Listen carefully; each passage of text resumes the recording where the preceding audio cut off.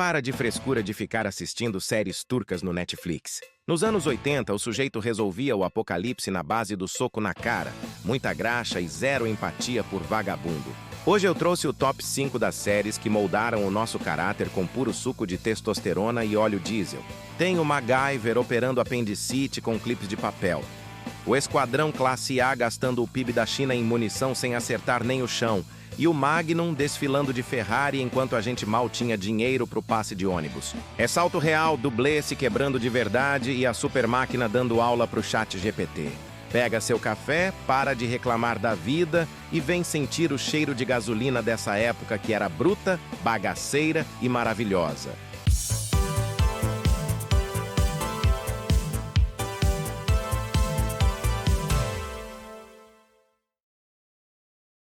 Bota o cinto de segurança e segura o estômago, porque a gente vai começar esse top 5 mergulhando de cabeça na lama com duro na queda. Se hoje o herói da Marvel faz biquinho pro fundo verde e tem dublê até pra descer escada, o Colt Seavers era o sujeito que acordava, tomava um café com óleo de motor e ia ser atropelado por um caminhão só pra pagar o aluguel. Essa série é o suprassumo do macho raiz. O cara era dublê de Hollywood e, nas horas vagas, caçador de recompensas. Ou seja, ele trabalhava apanhando e descansava levando tiro. No Brasil, essa bagaceira parou a grade da Globo na sessão Aventura nos anos 80, ensinando pra molecada que o ápice da masculinidade era ter uma caminhonete GMC Sierra, que voava mais alto que o avião da Latam e ainda tinha uma banheira de hidromassagem na caçamba. O que, convenhamos, é o maior monumento à cafonice máscula já registrado pela humanidade. E não tinha essa frescura de computação gráfica, não. Se o roteiro dizia que a caminhonete ia pular um trem em movimento, eles pegavam uma GMC real, botavam um maluco lá dentro que provavelmente tinha dívida de jogo e rezavam para a gravidade não ser tão carrasca. O negócio era tão rústico que eles destruíam praticamente uma caminhonete por episódio. O impacto era tão violento que o motor chegava a saltar do capô, obrigando os mecânicos a soldarem chapas de aço no chassi para aquela jossa não se desintegrar na gravação.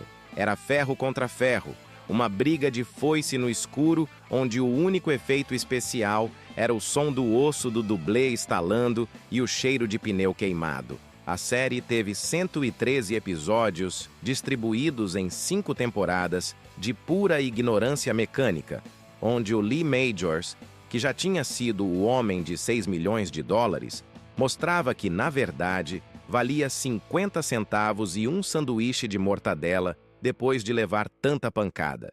Comparado com o cinema de hoje, onde tudo é limpinho e cheira a lavanda, Duro na Queda era um churrasco de gato na beira da estrada, gorduroso, perigoso, mas com um gosto de liberdade que essa geração Nutella nunca vai entender. O Colt Seavers não precisava de escudo de vibranium.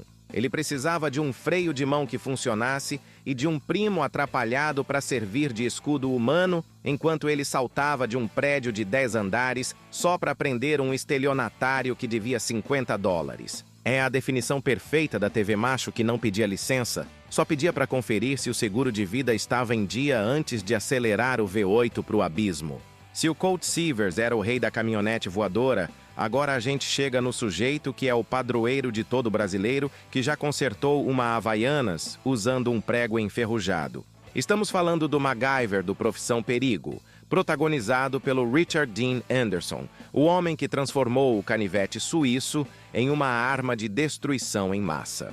Se esse cara montasse uma oficina especializada em maré aqui no Brasil, ele estaria mais rico que o Elon Musk. Porque o MacGyver é o único ser humano capaz de trocar a correia dentada de um Fiat usando apenas um cadarço de quichute e a força do pensamento. Na grade da Globo, a partir de 1986, ele era o rei absoluto das tardes e noites, fazendo a gente acreditar que era perfeitamente normal fabricar um desfibrilador usando um castiçal, um fio de abajur e a eletricidade estática de um carpete mal varrido. E olha que o Brasil daquela época estava mais ferrado que privada de rodoviária, inflação galopante, o plano cruzado derretendo e a gente lá vidrado na TV, aprendendo a salvar o mundo com o que sobrava no lixo, já que o dinheiro não dava nem pro pão. O Angus MacGyver era o herói anti-arma num mundo que fedia a pólvora, o que na verdade era uma baita ironia, já que ele não usava um revólver, mas montava um lança-chamas com uma lata de laquê e um isqueiro de camelô que explodia metade do quartel-general inimigo. O Richard Dean Anderson encarnou esse gênio da física formado na Faculdade da Quebrada, onde a prova final era sair de um bunker trancado, usando um chiclete mastigado e o reflexo de uma colher de pedreiro. Enquanto o herói moderno da Marvel precisa de uma inteligência artificial bilionária sussurrando no ouvido o que fazer, o MacGyver só precisava de um mullet bem hidratado e de um rolo de fita silver tape.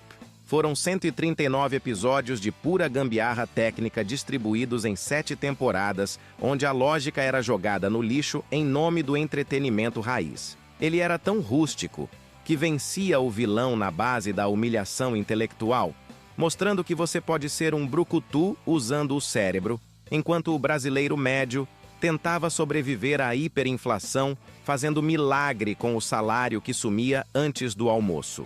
É a vitória do intelecto sobre a frescura, embrulhada numa jaqueta de couro e finalizada com um corte de cabelo que hoje só é aceito em dupla sertaneja raiz ou em churrasco de sindicato metalúrgico. Antes de continuar, dá aquela força para o pai. Deixa seu like e, pelo amor do Chuck Norris, se inscreve no canal. Não custa nada e me ajuda a manter o canal mais bruto do YouTube rodando, pois cada vez mais os canais pequenos estão sumindo. Então não seja um vacilão e clica no link no canto do vídeo, meu parceiro. E agora a gente sai da lama e da gambiarra para entrar no mundo do luxo cafona, mas extremamente respeitável com Magnum. Se você acha que ostentação é postar foto tomando uma moema gelada, é porque não viu o Tom Selleck vivendo a vida que todo brasileiro médio sonhava enquanto enfrentava o busão lotado de macho suado nos anos 80. O cara morava de favor numa mansão de um bilionário que nunca aparecia, bebia as cervejas importadas do estoque alheio e pilotava uma Ferrari 308 GTS vermelha como se fosse um Uno Mille da Telefônica. Protagonizada pelo mestre do bigode mais imponente da história da TV, a série estreou na Globo em 1982 e foi um choque cultural. Thomas Magnum era um ex-oficial da Marinha que virou investigador particular no Havaí, provando que é possível combater o crime usando apenas uma camisa florida aberta até o umbigo, um par de shorts curtos demais para os padrões modernos e um carisma que faria qualquer herói de hoje em dia parecer um atendente de telemarketing mal-humorado. No Brasil daquela época, a gente estava vivendo aquele caos clássico de transição política e economia capengando, mas bastava o tema de abertura começar para a gente se sentir num resort 5 estrelas. O Magnum era o herói bon vivant rústico. Ele não tinha o cérebro do MacGyver, mas tinha o Higgins, o mordomo britânico rabugento que cuidava da propriedade e vivia tentando colocar ordem naquele caos de camisas de gosto duvidoso. A vida sempre gostou de judiar do pobre de uma maneira cruel. O brasileiro se lascando para comprar salsicha e o lazarento vivendo como deputado federal no paraíso. Foram 8 temporadas e 162 episódios de pura diversão ensolarada, onde o maior perigo não era o vilão da semana, mas sim o Magnum amassar a Ferrari e ter que explicar para o Higgins que não tinha money para pagar a franquia. Se hoje o herói precisa de um motivo sombrio e um trauma de infância para agir, o Magnum só precisava que alguém estragasse o seu dia de folga na piscina. É o triunfo do estilo sobre a necessidade. A prova de que, com um bom bigode, uma Ferrari emprestada e uma determinação de ferro para não trabalhar no horário comercial, você pode se tornar uma lenda do entretenimento bruto e elegante ao mesmo tempo. Agora a gente chega na série que previu o futuro, enquanto a gente ainda tentava sintonizar a TV com bombril na antena. Estamos falando de Super Máquina, a série que apresentou ao mundo o David Hasselhoff, no papel de Michael Knight, um sujeito que tinha o emprego dos sonhos, combater o crime a bordo de um Pontiac Firebird Trans Am, que falava, pensava e tinha muito mais carisma que metade dos apresentadores de auditório daquela época. Mas combater o crime de Pontiac é fácil. Queria ver se fosse com um Gurgel. No Brasil, o Kit estreou na Globo em 1983 e virou uma obsessão nacional. A gente vivia num país onde o máximo da tecnologia automotiva era o acendedor de cigarro do Opala, e de repente aparece um carro com um feixe de luz vermelha na frente que humilhava qualquer chat GPT 40 anos antes de a inteligência artificial virar modinha.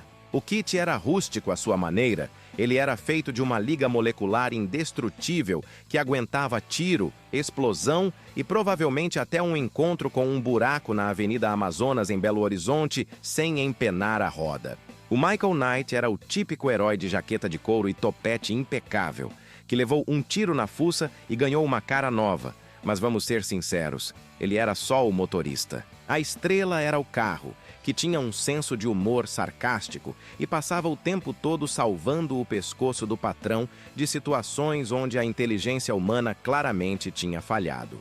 Enquanto o brasileiro médio sofria com o motor dos Escortes fervendo na subida da serra, o Kit saltava sobre caminhões usando o Turbo Boost e perseguia vilões a 300 por hora sem desalinhar o chassi. Foram 4 temporadas e 90 episódios de puro delírio tecnológico bancado pela Fundação Knight, onde a lógica era que um homem sozinho pode fazer a diferença, desde que ele tenha um computador de bordo bilionário e um botão de ejeção para quando a coisa ficar feia. No Brasil, a supermáquina era o nosso escape para um futuro onde os carros não apenas funcionavam, como ainda te davam conselhos amorosos e resolviam crimes antes do jantar. É a mistura perfeita de ficção científica bagaceira com ação bruta, provando que nos anos 80, o melhor amigo do homem não era o cachorro. Era um esportivo preto com voz de barítono e um painel que parecia uma árvore de Natal de tanto LED. E para fechar esse top 5 com o pé no peito e uma explosão de fundo, chegamos ao Esquadrão Classe A, a série que provou que você pode disparar 600 milhões de tiros por episódio e não acertar sequer um pombo no telhado. Se hoje a gente reclama da falta de mira nos filmes, esses caras elevaram a incompetência balística a um nível artístico. O grupo era formado por 4 veteranos do Vietnã que viviam como mercenários clandestinos em Los Angeles, resolvendo problemas que a polícia não conseguia, geralmente usando apenas um furgão GMC Vandura preto com uma listra vermelha que era mais icônico que muito monumento histórico por aí. No Brasil, o Esquadrão estreou no SBT em 1984, antes de ir para a Globo e virar figurinha carimbada da Sessão Aventura, e era o programa favorito de quem gostava de ver as leis da física e da biologia sendo espancadas ao vivo. A liderança era do Hannibal Smith, interpretado pelo George Peppard, um sujeito que fumava charuto o tempo todo e adorava quando um plano dava certo, mesmo que o plano envolvesse capotar 5 jipes em sequência. Mas vamos falar a verdade. Quem mandava na bagunça era o Mr. T no papel de B.A. Baracus. O cara andava com 10 quilos de ouro no pescoço, tinha o corte de cabelo mais agressivo da TV e um medo mortal de avião, o que rendia as melhores cenas de dopagem forçada da história do entretenimento. O Hannibal basicamente drogava o próprio funcionário toda vez que precisavam voar, algo que hoje daria uns 10 processos trabalhistas na vara do trabalho de Osasco. Tinha ainda o cara de pau, o galã que conseguia qualquer coisa na base da lábia, e o Murdoch, o piloto maluco que provavelmente tinha o brevet cassado, mas era o único que sabia tirar aquelas latas velhas do chão. No Brasil, de meados dos anos 80, a gente estava lá tentando entender como a economia mudava de nome toda semana, enquanto o Esquadrão Classe A construía tanques de guerra usando apenas sucata de ferro velho e um maçarico em menos de 10 minutos. Foram 5 temporadas e 98 episódios de pura anarquia organizada, onde o vilão sempre acabava capotando o carro, saindo de lá com o terno meio amassado, mas milagrosamente vivo. Era o auge do entretenimento. Muita fumaça, muita porrada, o furgão saltando sobre cercas de madeira e o BA jogando bandido pela janela como se fossem sacos de batata. Não importa se o roteiro era absurdo ou se ninguém morria no final. O que importava era o carisma daqueles 4 malucos e a certeza de que, no final do dia, a justiça seria feita com o cheiro de pólvora e o ronco de um motor V8. E se você chegou até aqui sem tentar montar um lança-chamas com desodorante ou pular uma rampa com o Uno do seu pai, Parabéns, você é um mestre da resistência. Mas, meu parceiro, se você quer que essa balbúrdia nostálgica continue viva e o TV Geek não acabe virando lembrança de museu, deixa seu like e se inscreve logo nessa bagaça, porque o algoritmo do YouTube é mais temperamental que o motor de uma areia e só entende que a gente presta se você interagir. Deixa seu comentário e me diz qual outra série merece estar aqui no canal ou filme dos anos 80 que merece um vídeo. Desejo a todos um forte abraço, fiquem com Deus e até nosso próximo vídeo.